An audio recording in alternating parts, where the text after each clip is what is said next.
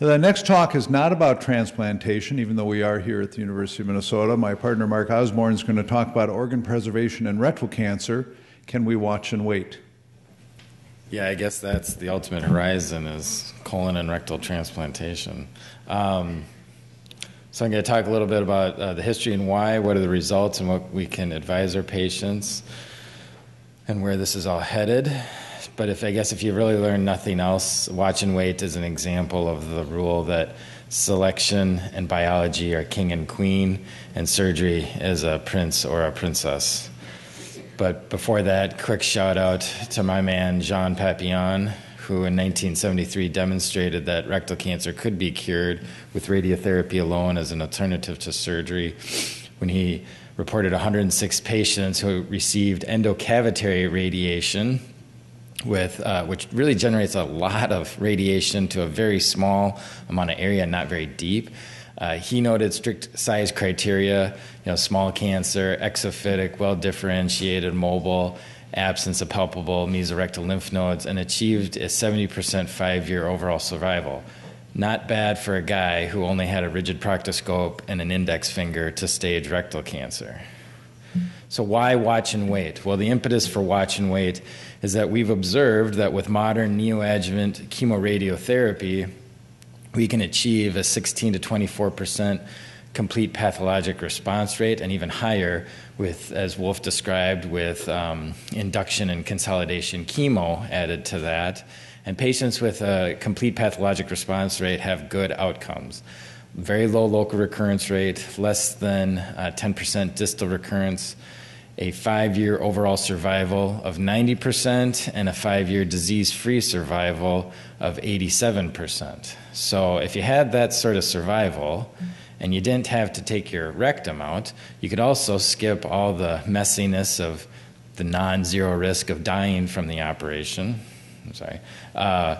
The permanent stoma, the low anterior resection, the sexual dysfunction, and the urinary dysfunction. But a review of the history of watch and wait would be incomplete, of course, without a mentioning of Dr. Angelita Haber-Gama, who in her seminal paper in 2004 published in Annals of Surgery, reviewed 265 patients who were treated with neoadjuvant chemoradiotherapy. She had 71 patients who achieved a complete clinical response, and they were treated with non-operative management, had 100% 5-year overall survival and 92% 5-year disease-free survival. And 22 out of this 265 had an incomplete clinical response and therefore went to total mesorectal excision, but had a complete pathologic response on final pathology, and you can see their outcomes there were worse than the patients who were simply watched and wait, thus somewhat of a testament to the morbidity of surgery. But they had an 88% 5-year overall survival and an 83% 5-year disease-free survival. So what's the current status of watch and wait? I thought that I'd present the results of 2 of these pooled analyses. These are published recently. So these are not analyses of the study level data, but rather the actual patient level data, where the investigators were able to pool the actual patient level data together. The first is by Tani et al. The pooled analysis of 17 studies, so 692 patients who were on a watch and wait protocol. Average age was 63 with an average tumor height of about 4 centimeters.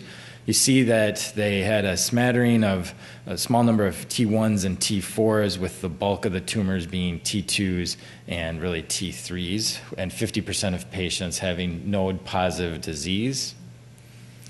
And so they found that the incidence of achieving a complete clinical response was 22%, so 692 patients out of roughly 3,000 total in the 13 studies. They found a regrowth rate of 22.1%, with 96% of those regrowths really manifesting within the first 3 years of surveillance. So they found that what was the success rate of salvage surgery? So 88% of those who had a regrowth underwent salvage surgery, and 93% of those had an R0 resection.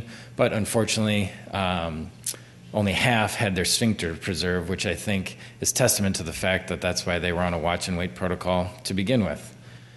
So what's the risk of developing metastatic disease? The cumulative risk was 6.8%, with 68% of those patients having a distant metastasis without local regrowth, and notably only 11% of patients in this cohort received adjuvant chemotherapy.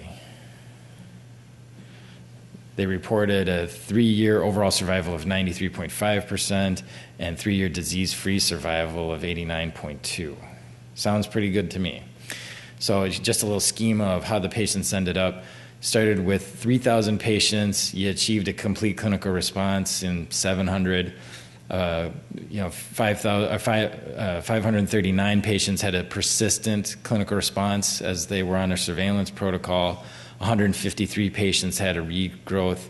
6 refused surgery. 130 patients went to surgery, with 93% of them achieving an R0 resection. And 17 patients had no surgery due to metastasis, felt to be unfit for surgery, or underwent brachytherapy as an additional surgery. Obviously, those patients were highly motivated to not have an operation. The second study is done by Sami Chadi as part of the Intercore Consortium. Again, this is individual participant data meta-analysis of 11 studies and 602 patients. Both of these studies are highly data-rich papers, and so I'm just trying to kind of hit the high-level contours. But they found a fairly similar regrowth rate of in the low 20s, and again, those who had a regrowth rate in the kind of high 80s had salvage surgery and achieving a high level of R0 resection. And the most common reason for no surgery was synchronous distant metastasis. Their perhaps more interesting finding was that in the subgroup of patients who were done after 2008, in which MRI was really the standard for pretreatment staging, they found that the regrowth rate varied by T stage, with T1s and T2s having a regrowth rate of 19% and T3s and T4s having a higher regrowth rate. So where are we at with watch and wait? So the first thing I should note is that of the several published series out there, there is a lot of heterogeneity in these results, and that leads to the concern that perhaps it's quite difficult to kind of select out these patients. And indeed, they're really, when you look at the various publications, there is a bit of lack of standardization and definition of the complete clinical response rate. I think as experience with this is moving forward, it is moving more towards a consensus that obviously nobody would accept a palpable tumor or a stenosis as a complete clinical response, but there was some variability as far as accepting of an ulcer or a mucosal irregularity versus a deep ulcer or a superficial ulcer. Most people have now just gone towards the only thing that can really be there is a white scar or a telangiectasia. Different protocols will include biopsy or no biopsy, and then also the role of post-treatment restaging, whether that should include MRI or PET scan. There's also a bit of lack of standardization and follow-up. Obviously, these patients are followed very closely, and we do all the things one would expect we would do, which would be CEAs, DREs, endoluminal evaluation, annual CTs, as well as MRIs. But the algorithms are kind of varied across the board as far as how often and how frequent. But really, the name of the game is that the most intensive surveillance is in the first 3 years, and particularly in the first year. I should note that in the first analysis that not only was the vast majority of the regrowths within the first 3 years, more than 50% of them were really within the first year.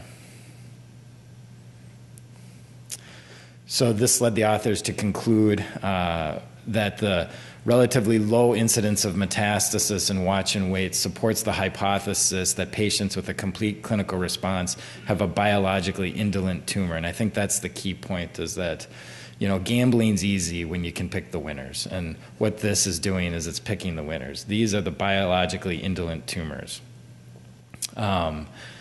They have a relatively low non-salvageable regrowth rate, a low metastatic rate, and coupled with the omission of surgical mortality, it translates to an excellent prognosis. So where are the future efforts headed? If we can achieve these sorts of results, it'd be nice to increase response rates as well as to pick the winners even better and to lower that regrowth rate. So the predicting the responders, I won't spend a whole lot of time on, but the new kid on the block really is in tumor as well as serum microRNA analysis.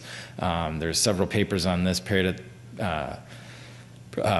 at the American College of Surgeons this year.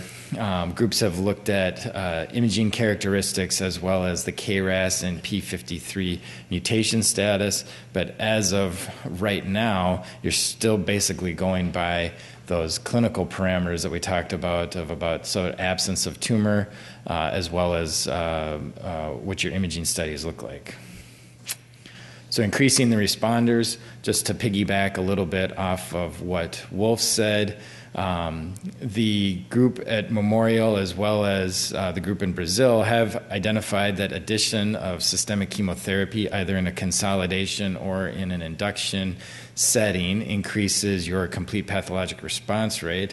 And this has led to the ongoing TNT trial, which is a phase 2 multicenter trial involving stage 2 and stage 3 rectal cancers. The patients will be randomized to consolidation versus induction chemotherapy and radiotherapy, and then complete clinical responders will go on to watch and wait or non-operative management, and the incomplete clinical responders will go to immediate TME.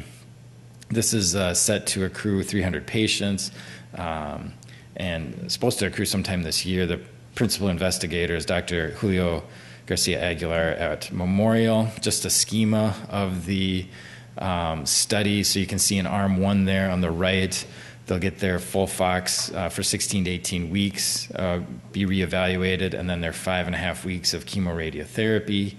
In arm 2, they'll get their consolidation with the upfront radiotherapy, followed by systemic chemotherapy with FOLFOX for 16 to 18 weeks. Everybody will then be restaged and then assigned further therapy depending on their whether they're a complete clinical response or an incomplete responder. I think the exciting thing about this trial is that really watch and wait is this thing that we've often talked about and not like widely adopted here in the United States. Here in the Twin Cities, there is a protocol at the University of Minnesota. I've talked a lot about this to my oncology colleagues, my radiotherapy colleagues. It's kind of, it's toxic. They're like, why would we want to just watch them? What are the risks? People are just uncomfortable with something that's new and so foreign. But this trial will introduce some of this at many centers across the United States. And so I think we'll see more people become familiar with it and therefore may see more slow adoption of it. So in conclusion, there's a subset of rectal cancer patients with biologically favorable behavior that can be managed safely with a watch and wait protocol with excellent overall survival and disease-free survival. So besides this optimism, because patients see this on the internet and they all want non-operative therapy for the rectal cancer, and who wouldn't? I don't want a stoma or all those other problems, but really it's feasible for only a select group of patients, and I think that the most recent studies indicate that caution should be used in T3 and T4 tumors. Adoption of this technique is gaining traction internationally and in the U.S., and future efforts are aimed at increasing the number of responders or identifying biomarkers of predicting complete responders. Thank you.